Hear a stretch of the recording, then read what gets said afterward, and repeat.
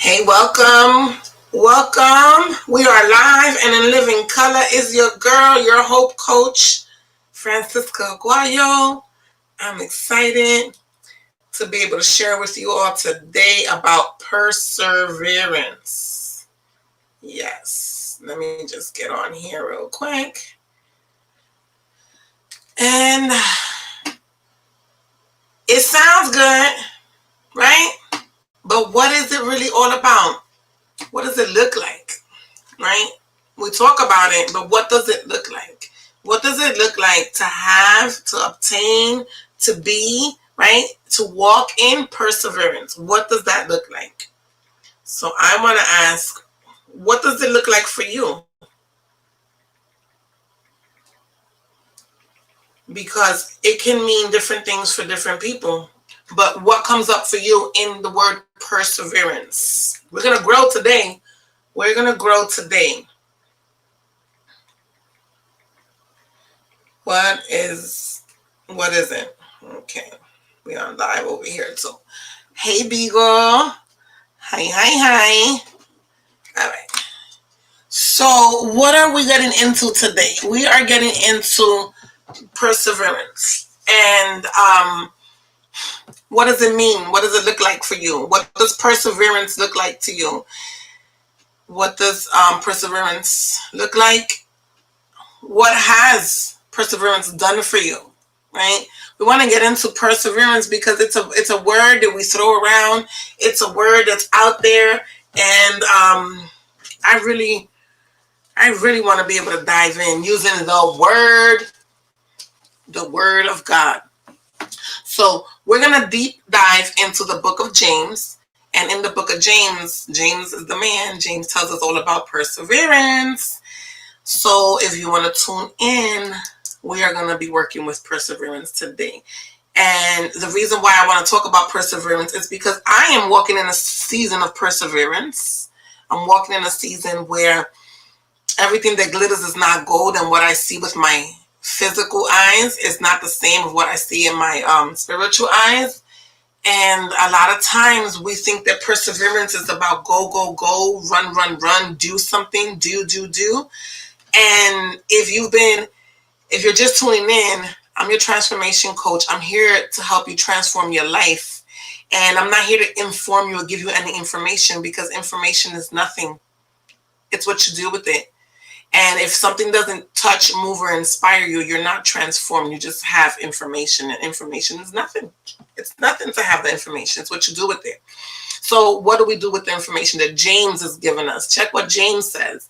Just right here in the first 4 verses, before we go into the meat and the potatoes, I want to give you a little bit of what James says.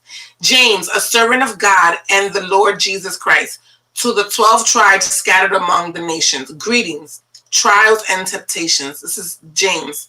Consider it, listen to this. This is what blows my mind. Consider it pure joy, my brothers and sisters, whenever you face trials of many kinds, because you know that the testing of your faith produces perseverance. Let perseverance finish its work so that you may be mature and complete, not lacking anything. If any of you lacks wisdom, you should ask God, who gives generously to all without finding fault, and it will be given to you. Okay. Listen to what he says. Consider it pure joy whenever you face trials of many kinds. Why should we consider it pure joy? First of all, what is joy? Right? What is joy? See, we think about joy as something like laughing and feeling good and happy, but the word says that the strength of the Lord is your joy. You find strength in God, and that's your joy. It doesn't mean that everything around you is great and joyful and happy. It means that the strength of the Lord is your joy, that no matter what. So he says, consider it pure joy, consider it pure strength whenever you face trials of many kinds, so you have the strength to face the trials, because you know that the testing of your faith produces perseverance. Let perseverance finish its work so that you may mature and complete, not lacking anything. So we're going to do this. Not lacking anything. This is a breakdown. Okay? But we're going to leave it right there. So what are we going to cover in the book of James? The leadership highlights in James is problem solving. So James is going to teach us about problem solving. James is going to teach us about relationships, the law of addition, self-discipline, and problem solving. Okay, James, he's going to teach. So problem solving. Leaders must maintain perspective with problems. So the perspective that James is telling us is to consider it joy, to have the strength of the Lord whenever we face many trials of many kinds, because you know the testing of your faith produces perseverance. And let perseverance finish. So, see, the key word there is finish its work so that you may mature and complete, not lacking in anything. In anything. Okay? Wow. That part. So it says, consider it pure joy whenever you face trials of many kinds, because you know that the testing of your faith produces perseverance. The testing of your faith. What does it mean when we test our faith? Well, what does faith mean? When you look it up in the Hebrew, what does faith mean? It means what? To be with God, that God is with you, to know that you're walking with God. So if you have faith and you have hope, which hope is the expectancy that God's going to do something, then you should be good, right? So why is perseverance why is it so important? Because perseverance is what finishes. Let perseverance finish its work. So perseverance is going to allow you to finish your work. You won't finish your work if you don't persevere, right? If we don't persevere, we're not going to finish. We're not going to be able to say, here, job well done. Another leadership highlight in James is problem solving. Leaders must maintain perspective with problems. Number 2, relationships. Leaders must love out of decision, not reaction. I'm going to decide to love you even when you're acting up a fool, even when you're talking about me, even when I know you don't want me to succeed, even though when I know that your motives are to be against me and not for me. I'm going to choose. It's a decision. It's not a feeling. It's not a reaction. It's not something. No, it's a decision. You make a decision. So leaders must love out of decision, not reactions. The law of addition. The measure of our commitment is action. The measure of our commitment is the action. A lot of people want to run around doing things, but someone who's committed, the action of them just being committed, just showing up on time, knowing that if you ask them to do some research, they're going to do the research. They're going to give you what you need. You can depend on them. That's the law of addition. The measure of commitment is action. Okay, so if we're going to add to ministry, if you're going to add to someone's workplace, if you're going to add to someone's business, what are you bringing to the table as far as your commitment? James, brother of Jesus, leader of men, self-discipline. If you can tame the tongue, you can tame anything. My tongue is something that we've been working on taming for years. It's the facial expressions that I'm working on. The reason, results, and remedy for problem. Problem solving, the reason, results, and remedy for problems. So that's what we're going to dive into in the book of James. So listening to connect with hearts, use your ears. So if you're listening to connect with hearts, we must use our ears. And what does James say? James says, listening and doing. My dear brothers and sisters, take note of this. Everyone should be quick to listen and slow to speak. Pastor was just talking about this. Quick to listen and slow to speak. We have 2 ears and 1 mouth, right? And slow to become angry, because human anger does not produce righteousness that God desires. I know y'all don't like that. I know y'all don't like that.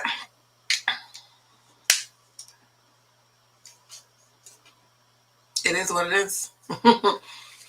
See, when you listen and you're slow to speak, you are actually digesting what you're listening.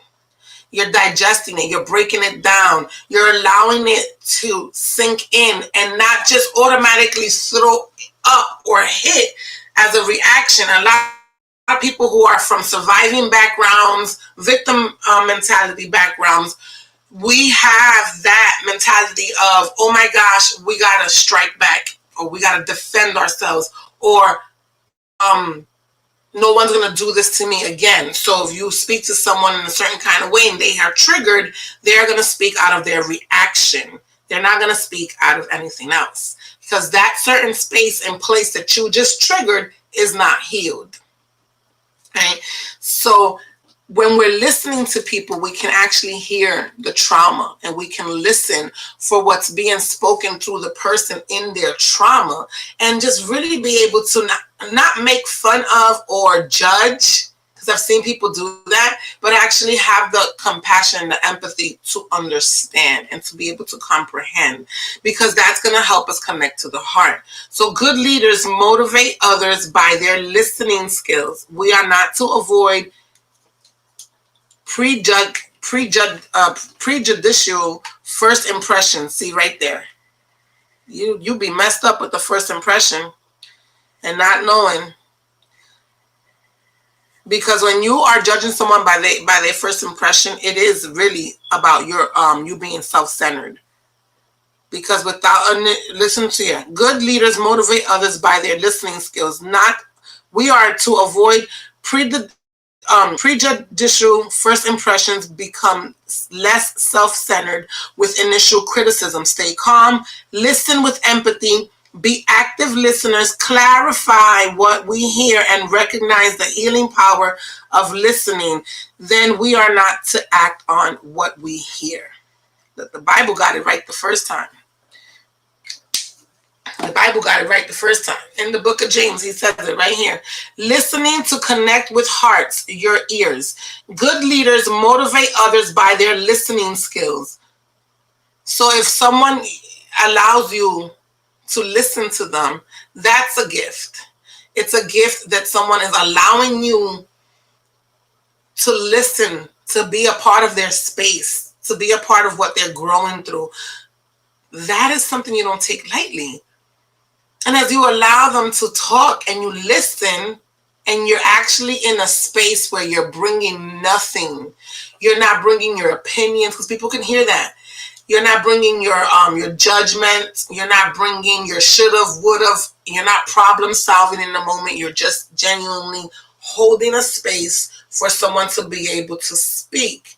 And you can listen, and listen from a space of nothing. So when you listen from a space of nothing, you allow that person to bring everything.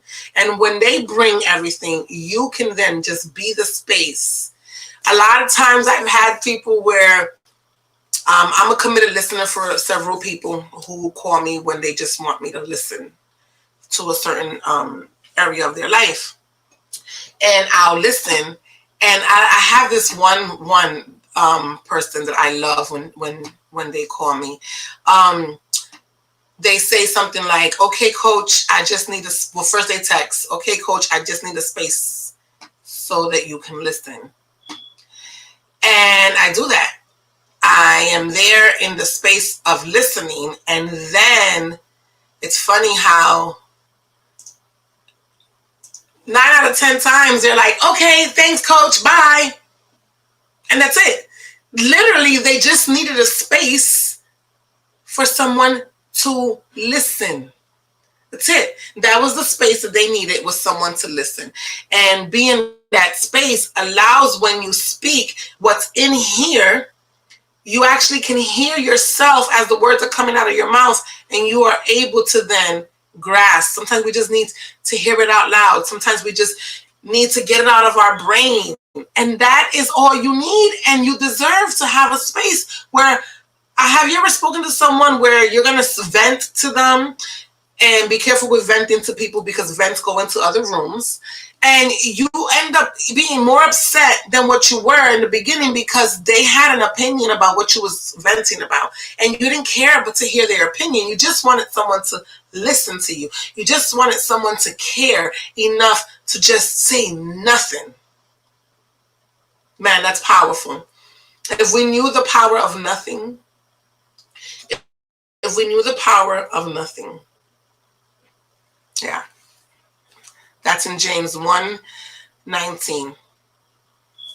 In problem solving, leaders must maintain perspective with problems. Okay, so James is going to talk to us about contemplation, supplication, and expectation.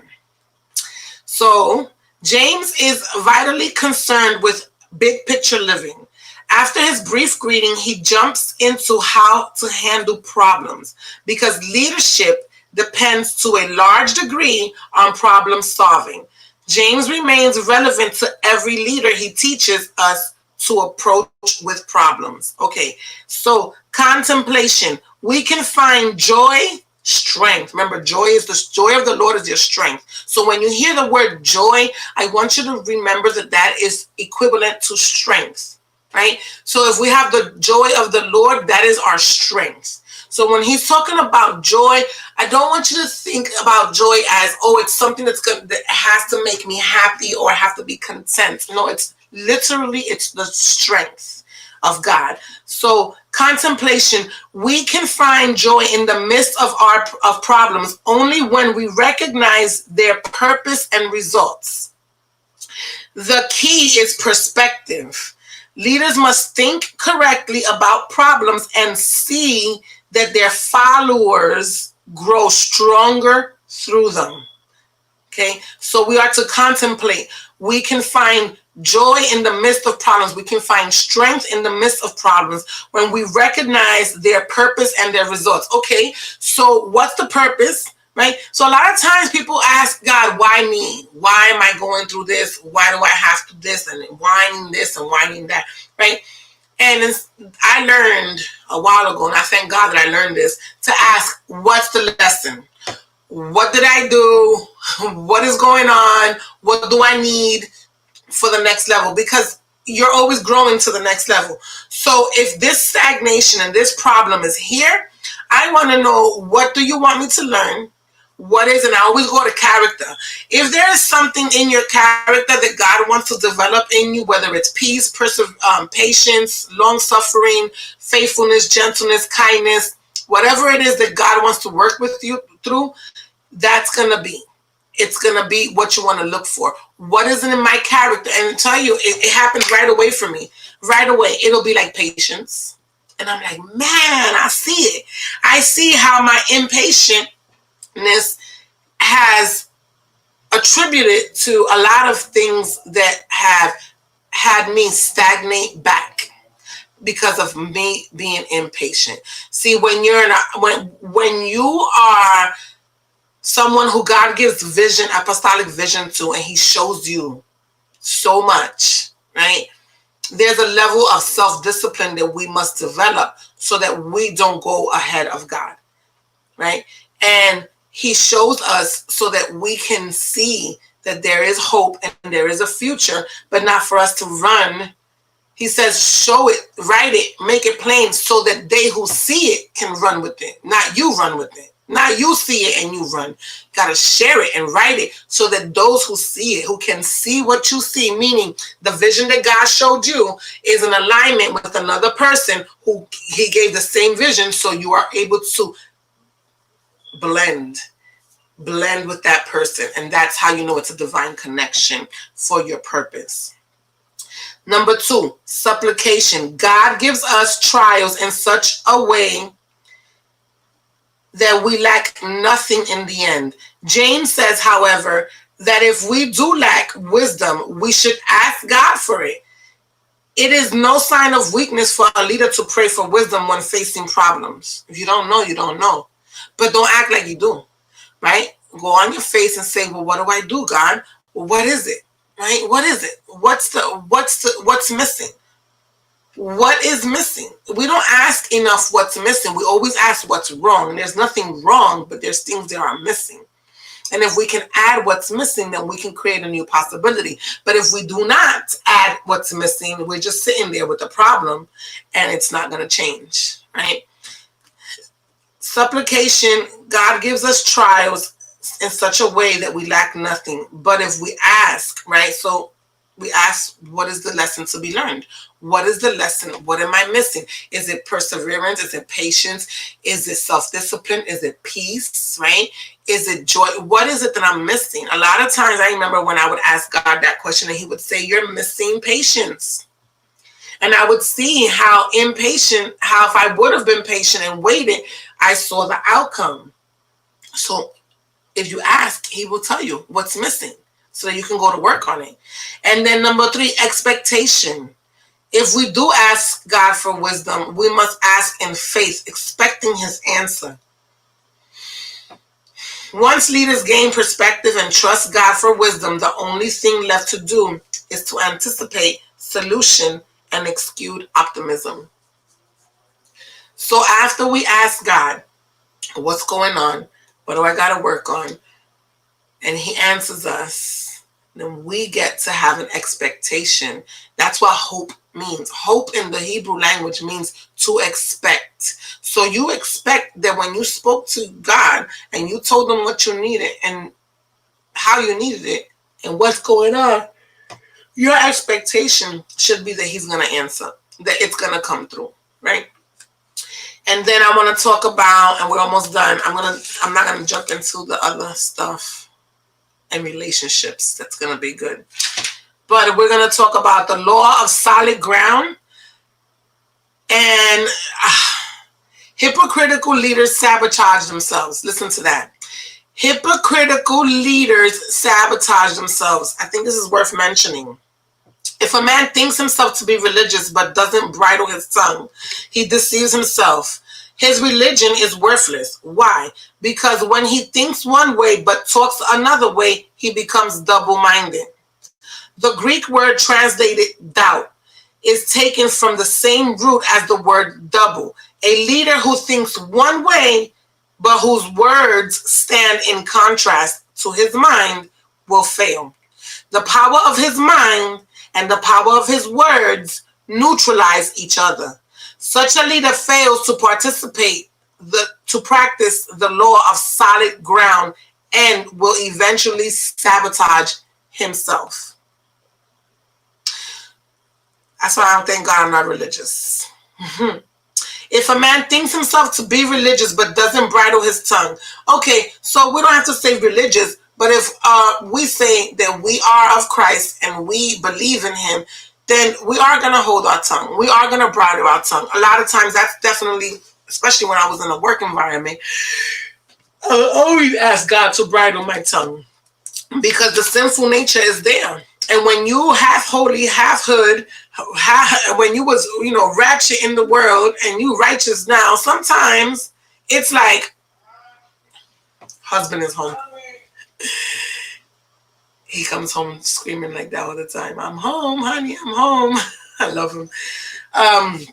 So the tongue has to be tamed. But really, it's not even about taming or bridling the tongue, because that's something that the Bible tells us that it's almost impossible.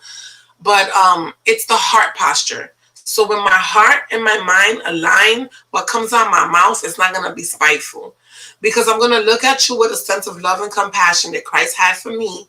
And he didn't take me out when I was in my mess. So I'll be able to look at you with that same love and that same compassion to be able to give you what you deserve. And what you deserve is someone to listen to you. So let's practice that moving forward today towards the end of the week. That's what we can transform. Transformation Tuesday is about what are you transforming? Not only in your physical, in your spiritual, but in your mental. Let's transform how we look at people and not judge them, but really look and see where they're coming from, where's their pain, why they're like that, what happened to them, and give them some grace and some consideration to have a safe space. And you're going to see how they magically change by themselves. Try it at home. Try it with someone who gets on your nerves. Try it with someone who you usually, when they talk to you or they come share with you, you start giving advice or telling them what to do, or telling them a bunch of "I told you so's," or "you should have not," or "you should this and you should that." Don't should on people. Like, just listen. Practice listening in a space of really listening intentionally and not bringing nothing to the table. Just a safe space so that the next time that person speaks with you, you can offer them nothing. And let me tell you, that is better than offering them a bunch of stuff that they did not ask for and a bunch of opinions and should-haves. Just nothing. Try that with your friend. Try it with your partner. Try it at home. That's what we're going to transform this Tuesday. This whole week, let's transform our listening. Let's transform in how we listen to people without any judgment, and how we can give them the space so that they can be able to listen and feel heard so that they can feel complete.